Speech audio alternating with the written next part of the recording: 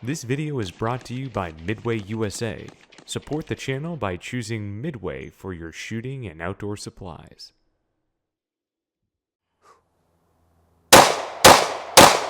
Ah! Domed him. And that is called the Mozambique Drill, aka the failure to stop drill. Henry, this is actually, I think, the first time I've shot a high power. like actually at a target. Yeah, like not just like, oh yes, nice. Do you mind if I shoot just one or two more before you tell the story? I was gonna tell the story, but uh-oh. Is it supposed to do that? it's a feature. We'll address that a little later. Okay. Well, try this one. I mean, this one worked for the Hot Mozambique pistol. a second ago. It may be the selector or the slide stop on this one. Go ahead. Well, let me see that. I'm writing the. Oh, you're right.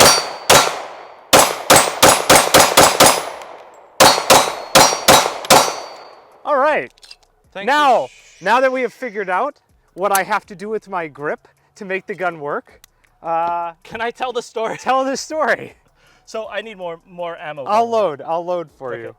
So, back where we were, the Browning high power technically is the clone correct pistol to do a Mozambique drill. And the Mozambique drill is 2 to the chest and then 1 to the head, aka the failure to stop drill. And Mozambique, as you guys may or may not know, is a country right bordering Rhodesia. This is the point you ask, don't we call it Zimbabwe now? I'm from Rhodesia. We say Zimbabwe now, don't we? But historically timeline correct. It originated from a gentleman named Mike Rousseau, who was a fighter on the Rhodesian side. And during one operation, as he entered an airport to confront some terrorists, one with a Kalashnikov, he was armed with a Browning high power. And right in front of him was the opponent with a Kalashnikov. And in his Browning high power, he raised it, dropped 2 in the chest. The opponent kept on coming at him, so the next shot he did, he aimed it at the head and fired it off, effectively taking out his opponent. And that story, that anecdote came back stateside years later into the ears of the late Jeff Cooper. And of course, as we know, a lot of things of modern shooting techniques, including the two-handed shooting techniques and things like that, you could argue came from the teachings of Jeff Cooper. And so this drill made itself into Jeff Cooper's training repertoire, and he started teaching his students to do the failure to stop, well, the Mozambique drill. He only called it the Mozambique drill. And the story goes that some LAPD officers ended up attending his class and learning the Mozambique drill and taking that back to train some of their fellow LAPD officers. Now, once they went back to the LAPD and they started training people, they realized, hey, we may not want to call this the Mozambique drill because it could potentially have some, let's say, some potential lawsuits, some racial undertones with it. And so they changed. This was also a time where... Oh, yeah, the LAPD specifically were trying to be very careful with racial undertones. And so they changed the name from the Mozambique drill to the failure to stop drill. The idea is you put 2 to the chest, which is typical of handgun training, 2 shots, controlled pairs, and then the opponent is still moving or doing something on crack or something, and so you stop his actions with a shot into the fatal delta. And that is the Mozambique drill. But a lot of people don't actually understand the origin of the Mozambique drill and the fact that, you know, this is actually a fun segue that we could talk about some of the pistols that the Rhodesians actually use. The Browning high power a lot of people know because as a former British overseas Commonwealth country, the Browning High Power is a prevalent pistol. But later on during the Bush Wars, as their diplomatic ties broke, it was harder and harder for them to obtain firearms. And so one of the other firearms they were able to obtain, actually from a neighborly country, South Africa, who also provided a lot of FALs, was actually the Star 9mm. Now, from afar, you may think this is a 1911. Nay. It is not. One of the biggest, easiest ways of differentiating this in a 1911 is actually you'll see the external extractor on the side, and the ejection port is slightly larger. Also, there's no grip safety. But the Star 9mm is actually a pistol that's fairly slept on in the States. Can I shoot? Yeah, Never shot one of these. So I mean, like people always. I almost put this in my holster. Ouch. Yeah. Okay. So yeah. Hammer bite. Watch out for the hammer.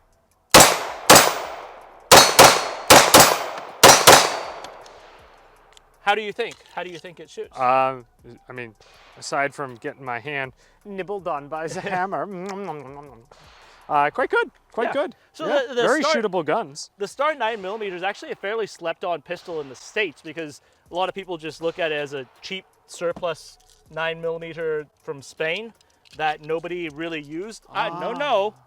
Technically, the Star 9mm, outside of the Rhodesians, this one is closer to a World War II production pistol.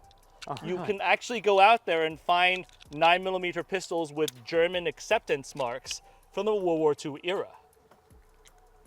So let's see. I have actually never tried to do this on any serious shooting. The Star? Yeah. Let me see if I could do a failure stop drill. Nice. Yeah. Nice. Very shootable pistols, right? Yeah, I mean, that's a 10-yard or 9-yard paper. Like, that's quite good. And honestly, the reliability on these things are also not bad at all. Yeah, I want to see a quick party trick on the Star Super B. So unlike normal 1911s, you can actually take this down. Ooh. Just like that. And you see there's no toggle link on the inside? Yeah. So it actually has better reliability than your regular 1911s. Very cool. All right, now, these were the guns you wanted to show because they were most likely to be the pistols that would have been in use in Rhodesia during the Bush War, right?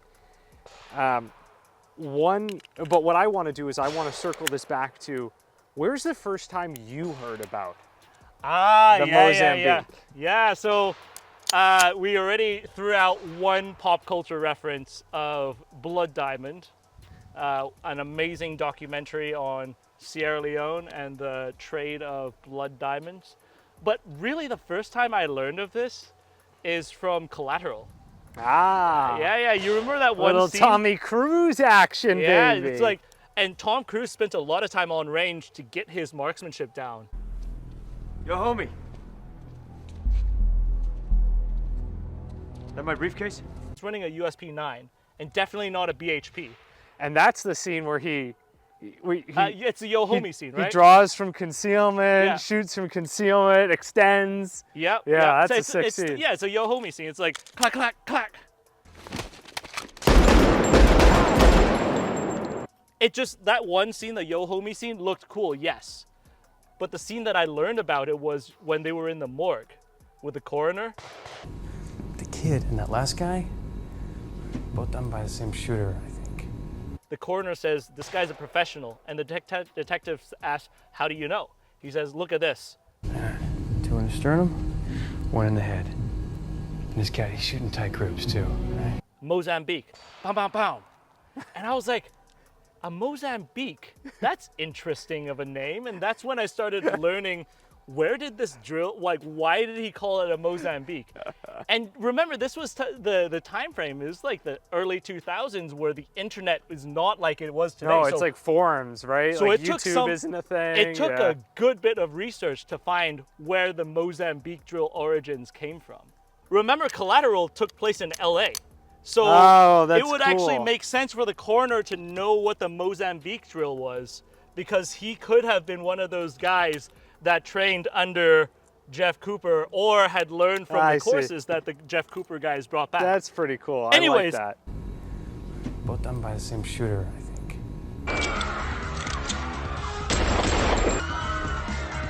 Continue on, continue on. Where did you learn from it? So again, I heard about it in one of these tactical shooting courses, but it was under the idea of a more practical approach, I'd say. Specifically, it wasn't just, oh, you go 2 to the chest every time and then go to the head. No, it was like, you're gonna shoot at this target until you make the determination of like, this isn't working, I need to do something else. So that something else could be going head box, or we also learned at the time, could be going down to the pelvis, girdle. right? So it was like, you're shooting, you determine after some number of rounds. It could be 2, could be 4, it could be 6. It's like, whatever I'm doing here, it's not stopping the problem. It's not stopping the threat. So I'm gonna adjust where I'm aiming. Maybe I go down to the pelvic girdle, maybe I go up to the head. And Pelvic girdle is a nice way of saying you're gonna give the dude a dick shot. yeah, yeah. And what I would say is, we also, like within the context of this drill, the idea of doing a zipper was suggested, meaning if you were to be down in the pelvic girdle shooting and then decided that that wasn't working, you would just ride the recoil right up the target until the target stopped. So the interesting thing is, like when I was over in Afghanistan, we had SF some SF dudes or some contractors who were former SF.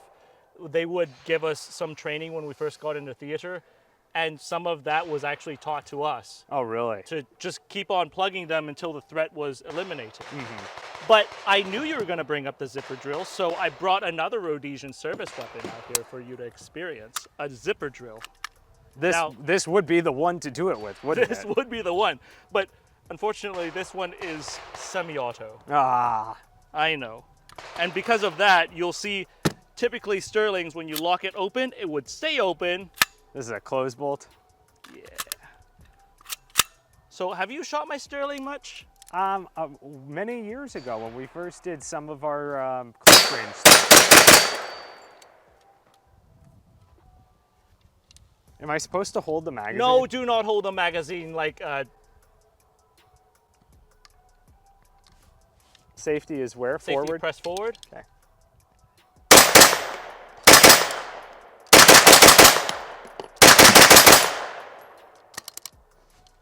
Oh.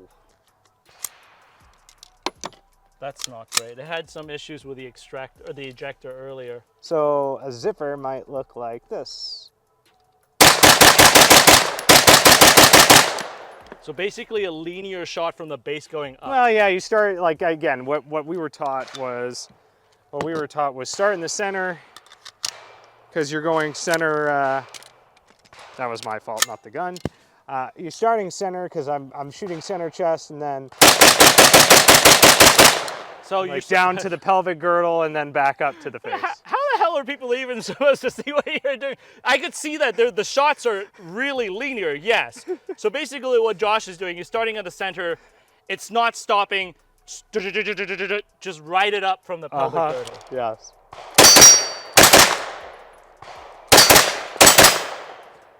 I mean, It's a subguns. 9mm. Subgun. They're great. They're great for this distance because basically you're on no mercy mode right here, right? I wish I had something with a little bit better of a trigger. I could go faster or full.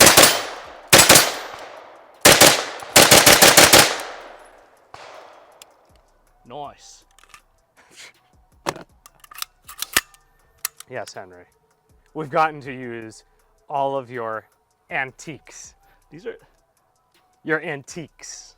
Josh, in a world where these things You were saying? in a world You were saying?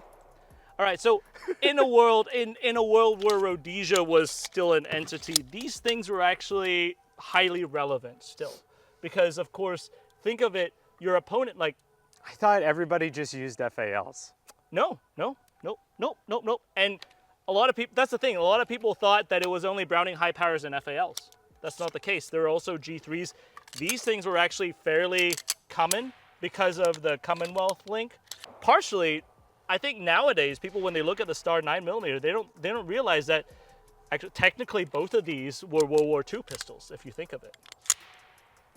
Because the BHP, you do have Waffenamt stamped Browning high powers over there, and then your Star 9mm were also World War II pistols. But in the American market, I'm just talking about from the collector's perspective. In the American market, typically people kind of look down on these Star 9mm, whereas to me, I've actually really enjoyed. Isn't it considered like basically like the knockoff 1911? Yeah, it's a knockoff 1911. Back in the day, they used to use it in Hollywood a lot because it was kind of it shot blanks better than the 45. 9mm blanks were more reliable, so they used Star 9mm to substitute 1911s.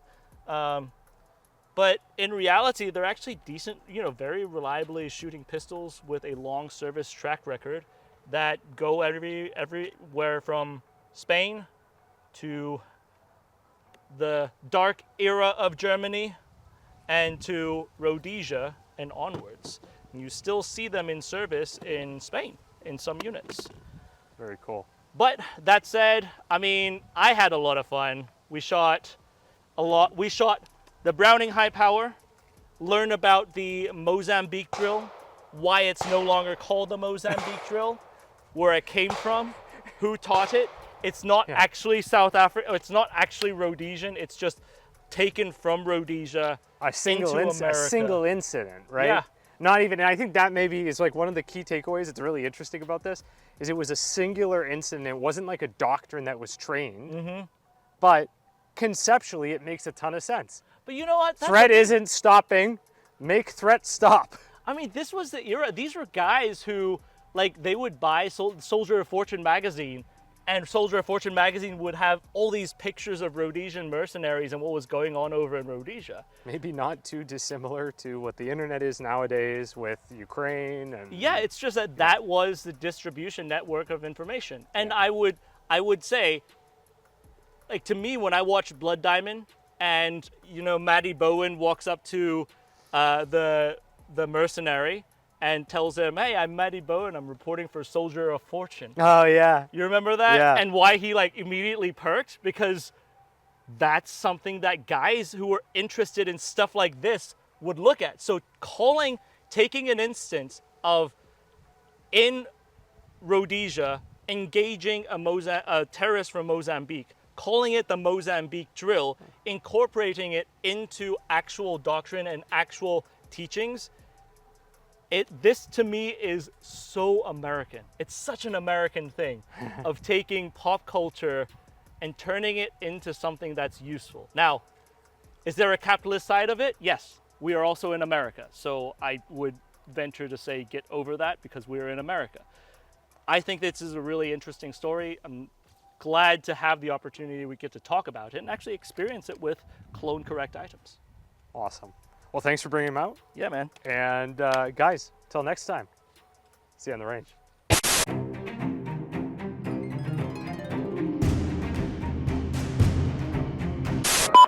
716, this is Steel 96, 4 Vic, 8 packs, Redcon 1, green to green. How copy, over? Steel 96, this is 716, roger, over. 16, Steel 91, 1 pack, green, over. This is 716, roger, over.